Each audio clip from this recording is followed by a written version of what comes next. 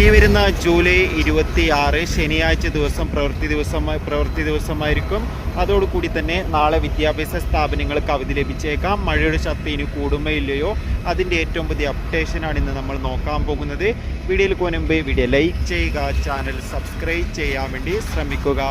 സംസ്ഥാനത്ത് ഇനി വരുന്ന 5 ദിവസവും ശക്തമായ മഴയ്ക്ക് സാധ്യത ഉണ്ടാകുമെന്ന് കാലാവസ്ഥാ നിരീക്ഷണ കേന്ദ്രം അറിയിച്ചിട്ടുണ്ട്. കണ്ണൂർ, കാസർഗോഡ്, വയനാട്, പത്തനംതിട്ട ജില്ലകളിലൊക്കെ രാവിലെ തന്നെ മഴയുടെ ശക്തി കൂടുകയായിരുന്നു ഉണ്ടായിരുന്നത്. ഈ ജില്ലകളിലൊക്കെ ഇപ്പോൾ ഓറഞ്ച്, യെല്ലോ അലർട്ടാണ് പ്രഖ്യാപിച്ചിട്ടുള്ളത്. ഓൾറെഡി 8 ജില്ലകളിൽ യെല്ലോ അലർട്ടാണ് നിലവിലുള്ളത്. അതോടുകൂടി തന്നെ ഇന്ന് വിദ്യാഭ്യാസ സ്ഥാപനങ്ങൾക്ക് പൊതു അവധിയായിരുന്നു. നാളെ 2 ജില്ലകളിൽ ഓറഞ്ച് അലർട്ടാണ് പ്രഖ്യാപിച്ചിട്ടുള്ളത്. അതുകൊണ്ട് തന്നെ മിക്കവാറും നാളെ ജില്ലകളിൽ വിദ്യാഭ്യാസ സ്ഥാപനങ്ങൾക്ക് അവധി ലഭിച്ചേക്കാം.